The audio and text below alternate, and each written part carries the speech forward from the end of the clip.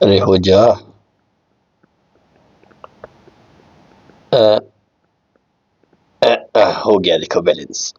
तो अगर आप सोच रहे हो मैं ये क्या कर रहा हूँ, तो मैं इसको ऐसे पॉइंट पे बैलेंस करने जा रहा था जिसके अराउंड इसका पूरा वेट सिमेट्रिकल हो, मतलब इधर का वेट और इधर का वेट बराबर हो। पर क्या आप जानते हैं, एपी में भी हम ऐसा करते हैं ताकि क्वेश्चन इजीली सॉल्व हो। तो अगर आप जानना चाहते हैं एपी में ये कैसे करते हैं, तो इस वीडियो को एंड तक देखें। तो अगर आप लोग का सवाल भी ये है कि ये आया कैसे बहुत क्यूट, तो मैं आपको समझाता हूँ। तो ये समझने के लिए बस इतना याद रखना।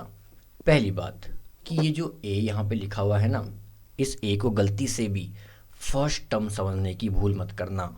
ये ए फर्स्ट टर्म नहीं है, इस बात को याद रखना। ये ए है क्या फिर? ये ए सिमिट्री बनाने के लिए, अभी सिमिट्री क्या होती है अभी समझ आएगा। सिमिट्री बनाने के लिए बस एक टर्म है, ठीक है। तो अब देखो क्या है सिमिट्री। तो जैसे फॉर एग्जांपल मैं एक एपी लेता हूँ, 7, 10, 13, 16, 19, बस ठीक है। अभी मैं जानबूझ के ऑड नंबर ले रहा हूँ, 1 2 3 4 5 ऑड नंबर ऑफ टर्म्स हैं। तो आपको पता है 5 टर्म्स की जो एपी होती है उसको ऐसे लिखते हैं, पक्का आपके टीचर ने आपको रटा रखा होगा। पर देखो ये बनता कैसे है। जब हम एपी को इस फॉर्म में तोड़ते हैं तो बेसिकली हम मिडल टर्म के अराउंड, जो ये मिडल टर्म है ए, ठीक है, ये ए फर्स्ट टर्म वाला ए नहीं है, याद रखना।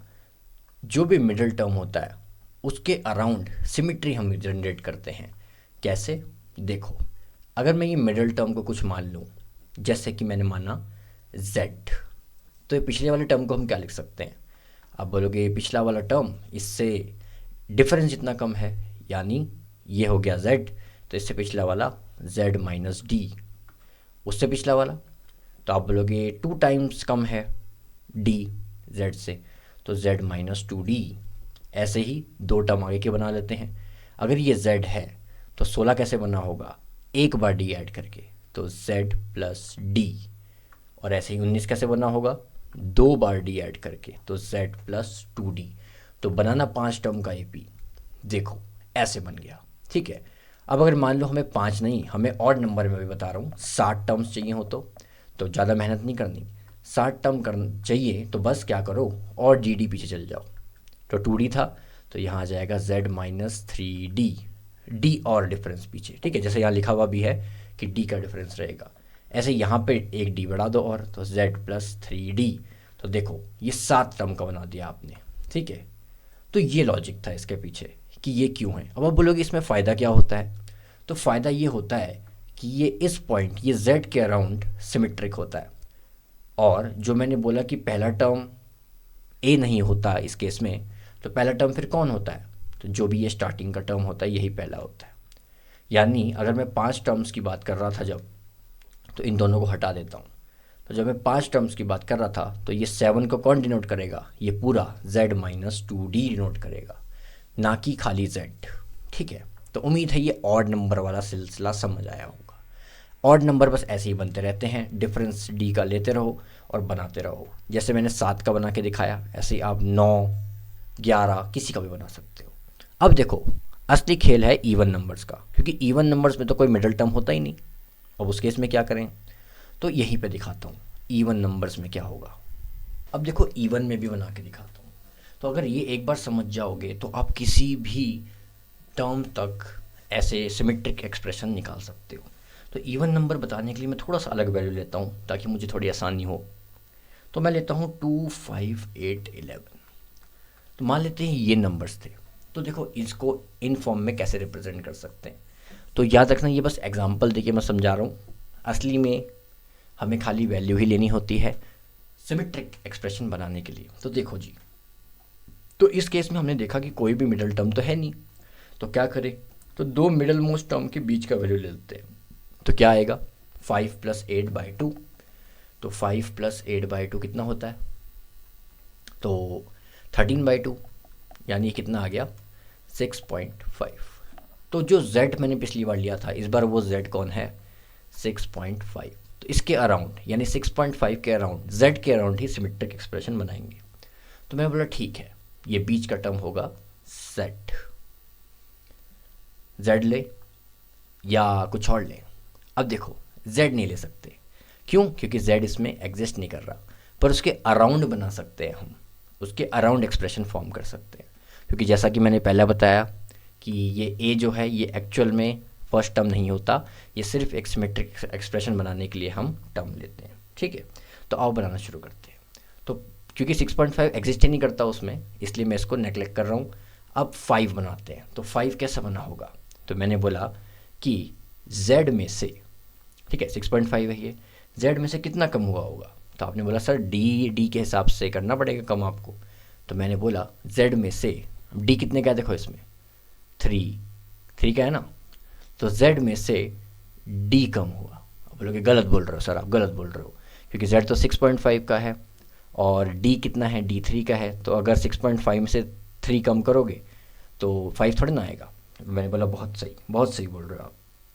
तो बताओ कितना यहाँ पे कम करना पड़ेगा? सही जवाब हाफ ऑफ d कम करना पड़ेगा। ठीक है, तो हाफ ऑफ d कम करा तो बेसिकली d/2 हमने कम करा। ठीक है, अब हमने कर दिया, ठीक है जी, d/2 कम कर दिया। अब इससे पिछला वाला, क्योंकि एक और टर्म है देखो, तो z में से ही कम करेंगे, सिमेट्रिक अराउंड z रखना है। तो z माइनस, जैसे यहाँ d/2 था तो यहाँ पे 2 बनाना है। अब हमें 6.5 से 2 तक जाना है, तो कितना कम करना पड़ेगा? तो देखो 4.5 कम करना पड़ेगा। तो हमें पता है d कितने का है, d है 3 का, तो 3d का है, मतलब d का वैल्यू 3 है, तो 3 से क्या मल्टीप्लाई करेगी? 4.5 आए, बिल्कुल सही 1.5 यानी 3/2। तो इस बार ये हो जाएगा -3d/2। ऐसे ही आगे दो एक्सप्रेशन कैसे बनेंगे? z प्लस d/2 और z प्लस 3d/2। अब आप क्या सोच रहे हैं? मुझे पता चल गया है। आप बोल रहे हैं होंगे कि अरे इसमें तो ऐसा कुछ नहीं लिखा, इसमें तो 3d लिखा है, d लिखा है और d और 3d लिखा है, तो आप ये फ्रैक्शन में कैसे ला रहे हैं? तो यही बात है बेटा डेरिवेशन की, कि जब डेरिवेशन करते हैं तो हम एग्जैक्टली ऐसा ही वैल्यू बनता है। लेकिन जो ये 3d और d लाए हैं, इन्होंने इसमें कुछ ऐसा किया है, इस d की जगह इन्होंने 2 टाइम्स ऑफ d डाल दिया है, यानी इवन मल्टीपल ले लिया है। ठीक है, तो जब ये वैल्यू इसमें डालोगे तो देखो क्या बन जाएगा एक्सप्रेशन। z माइनस, अब 3d था तो d की जगह डाल दिया, तो 2 इंटू कैपिटल D/2, यानी ये बन गया d। ठीक है, 3d। और ऐसे ये टर्म क्या बन जाएगा? ये बन जाएगा z माइनस, अब 2d का 2 कट जाएगा यहाँ पे डालेंगे जब, तो d। ऐसे ये क्या बन जाएगा? z प्लस d, और ये क्या बन जाएगा? z plus 3d। तो कुछ ऐसा बन गया, बस सब्स्टिट्यूशन का खेल है। तो असल में वैल्यू ऐसे ही निकलती है, लेकिन उसको ऐसा बना देते हैं। अब ये तो मैंने आपको बताया 4 टर्म्स के लिए। अब आप सोचोगे कि अगर हमें 6 टर्म्स चाहिए हो तो देखो ज़्यादा दिमाग नहीं लगाना। अब हमें क्योंकि निकालना आ गया है, तो अब हम क्या करेंगे? हमने यहाँ देखा कि 2d का डिफरेंस है सबके बीच में, तो अगर 6 टर्म चाहिए तो यहाँ पे 2d से बढ़ा दो। ठीक है, 2d से और टर्म इंक्रीज कर दो, तो 3d और माइनस 2d, तो कितना हो गया जी? तो z के टर्म्स में ले रहा हूँ मैं, -5d हो जाएगा। ठीक है, 2d और इधर इंक्रीज हो गया, और इधर क्या हो जाएगा? z plus 5d। तो ये टोटल कितने बन गए? 6 टर्म्स बन गए। तो ऐसे ही मान लो आपको 8 टर्म्स चाहिए तो 2 और बढ़ा दो, तो कितना हो जाएगा? z, तो मैं ऐसे ही दिखा रहा हूँ बस अब तो मज़े के लिए, z प्लस, सॉरी प्लस नहीं होगा, माइनस से बढ़ रहा है, z माइनस 7d, यहाँ पे होगा z प्लस 7d। तो 2d से अब इंक्रीमेंट होता रहेगा। तो ये था इसके पीछे का लॉजिक। तो उम्मीद है आपको समझ आया होगा। तो ये इवन चल रहा है हमारा। ठीक है, 6 टर्म्स में दिखाया हमने, और किस में दिखाया? 8 टर्म्स में दिखाया। तो ऐसे करके आप बनाते रह सकते हो इसे। अब आप में से कुछ लोग का ये सवाल जरूर होगा कि सर आपने ये d को 2d ऐसे कैसे ले लिया, कुछ भी ले लोगे क्या, सब्जी मंडी है क्या? तो देखो बेटा, सब्जी मंडी नहीं, इसके पीछे भी एक लॉजिक है। पहली बात, तो डी को चेंज करने से, यानी डी को किसी सेम मल्टीपल से मल्टीप्लाई या डिवाइड करने से जो सीक्वेंस रहता है वो एपी ही रहता है। अब बोलोगे कैसे? तो मान लेते हैं ये सीक्वेंस था 1 2 3 4 एंड सो ऑन, ठीक है। अभी इसका डी क्या था? 1 का था। अब मैंने क्या किया, इसके डी को 2 से मल्टीप्लाई कर दिया, तो यानी इसका डी मैंने 2 का बना दिया। तो बस क्या होगा, ये सीरीज़ अब ऐसी नहीं ऐसी दिखेगी, तो ये सीरीज़ बस अब ऐसी दिखेगी। देखो डिफरेंस 2 का हो गया है, पर रहेगी ये एपी ही। बस क्या हो जाएगा, इधर +1 हो रहा था तो अब +2 हो जाएगा, तो 1 + 2 कितना हो जाएगा, 3 आ जाएगा, सेकेंड टर्म 3। ऐसे यहाँ पे +2 हो जाएगा, यानी 5 बन जाएगा तीसरा टर्म। ऐसे यहाँ +2 हो जाएगा, यानी 7 बन जाएगा हमारा अगला टर्म।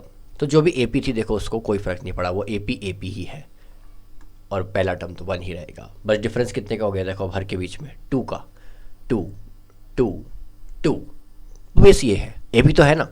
और हमारा अभी ये जो फोकस था ये टर्म्स को बनाने का, इसने ये नहीं बोला कि डिफरेंस कितना होना चाहिए क्या होना चाहिए, इसने बस बोला कि टर्म्स इन एपी, हमें टर्म्स इन एपी लेना है। तो उसके लिए हम अपने हिसाब से चेंजेस कर सकते हैं कि टर्म जितना सुंदर दिखे उतना अच्छा और सिमेट्रिक भी हो, ठीक है। तो जाते जाते बस एक छोटा सा पिद्दी सा क्वेश्चन भी कर लेते हैं ताकि कॉन्सेप्ट एकदम दिमाग में घुस जाए। तो देखो क्या बोल रहा है, the sum of 3 terms in AP is 21। अब आपको पता है 3 टर्म्स इन एपी हमने क्या लिए थे, ऑड नंबर है, सिमेट्रिक अराउंड ए होगा और डी का डिफरेंस रहेगा, यानी ए माइनस डी और ए प्लस डी, ये होंगे 3 टर्म्स, ठीक है। अब आप टीचर के सामने फ्लेक्स भी कर सकते हो कि मैं तो कितने भी टर्म्स का निकाल सकता हूँ। अब देखो इनका सम बोला है 21, ठीक है, तो ले लेते हैं जी 21। तो इसको हटा के ऐड कर देता हूँ, चिंग चिंग 21। सिमेट्रिक की यही खास बात है कि इसमें एक टर्म कट जाता है, डी डी कट गया, डी डी, तो 3a इज इक्वल टू 21 आया। तो a का वैल्यू आया 7। तो अगर आप में से किसी ने बोला कि ये a मतलब फर्स्ट टर्म, तो मैं वहीं आके चपेड़ मारूंगा आप जहाँ भी रहते हो, क्योंकि मैं बहुत बार बता चुका हूँ कि ये फर्स्ट टर्म नहीं है, फर्स्ट टर्म पूरा a माइनस डी होगा, ठीक है। अभी प्रूफ भी हो जाएगा ये। तो a आया 7। अब दूसरी बात देखते हैं, अरे कहाँ चल जाता है, हाँ जी, तो a आया 7। अब d निकाल लेते हैं, d निकालने के लिए दूसरी चीज़ की हेल्प लेंगे, देयर प्रोडक्ट इज 231।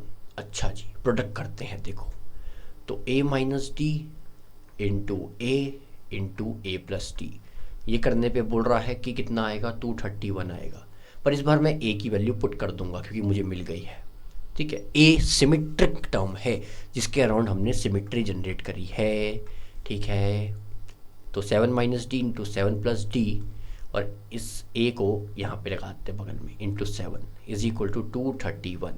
तो ये क्या बन गया जी, a minus B into A plus B, तो ये हो गया 49 माइनस डी स्क्वायर, तो 7 आया बाहर, ठीक है। 7 को काट दो, नीचे भेज दो उसके, क्योंकि कॉमन में है भेज सकते हैं। तो 7 3 ज़ा 21, तो 2 1 बचा 33 ज़ा, तो 49 minus D square is equal to 33, ठीक है। अब डी स्क्वायर क्या होगा फिर, तो इसको मिटा देते हैं ये। अब हम समझ गए कि ये कैसे आया, बहन B B B B C, बहुत क्यूट। तो देखो इसको उधर भेजते हैं, इसको इधर बुलाते हैं, तो डी स्क्वायर की वैल्यू आ जाएगी 16। तो इसका मतलब डी की 2 वैल्यू आएंगी, प्लस माइनस 4, प्लस माइनस 4। तो अब हम अपनी ए पी बनाने के लिए एकदम तैयार हैं। हमको डी मिल गया और ए मिल गया, तो 3 टर्म्स कौन से थे, हमने बोला था एक a माइनस डी होगा, एक a होगा और एक a प्लस डी होगा। तो डालते हैं वैल्यू, पहले +4 लेके बना के दिखाता हूँ, जादू। तो a माइनस डी पहला टर्म, तो पहली बार में मैंने +4 लिया है, ठीक है। तो a माइनस, तो a का वैल्यू भी डालूँ, तो 7 माइनस डी का वैल्यू कितना है, +4 लिया इस बार मैंने, पहला टर्म ये है, पहला टर्म a नहीं है, a तो 7 ही है, और a प्लस डी कौन, तो a प्लस डी डाउन, यानी 7 + 4, तो कितना बना 7 - 4, यानी 3, 7 और 4 प्लस 7 11। ये बनी पहली एपी। तो दूसरे रंग से कर दूँ, ये टट्टी ऐसा रंग क्यों आ जाता है। तो ये बनी पहली एपी। अब बोलोगे ठीक है -4 लेके दिखाओ, तो थोड़ा सोचो, -4 ऐसा ही कुछ देगा, सोचना पॉज करके। तो -4 की वैल्यू देखो, डाल के दिखाता हूँ इसमें डी में। तो ए माइनस ऑफ -4 कॉमा ए, तो ए की वैल्यू भी ऊपर पुट कर देता हूँ। ए की वैल्यू 7 है जी, और फिर ए लिखो, 7 लिख दो, फिर ए प्लस डी लिख दो। तो ए प्लस डी मतलब इस बार डी है -4, तो 7 - 4। तो ये कितना हो गया, ये प्लस बन गया, 7 + 4 11, 7 और 3। देखा जादू। तो दोनों एपीज सिमेट्रिक हैं। दोनों जो हमने तीन जो हमने टर्म्स लिए थे वो सिमेट्रिक थे अराउंड 7। इसलिए देखो क्या हुआ, जब हमने साइन बदला तो ये घूम के इधर आ गया और ये घूम के इधर आ गया, और यहाँ देखो ये घूम के इधर, ये घूम के इधर। तो यही खास बात होती है सिमेट्रिक टर्म्स की, कि उनका आंसर बहुत ही लॉजिकल और आसानी से आ जाता है। तो उम्मीद है ये कॉन्सेप्ट आपको समझ आया होगा।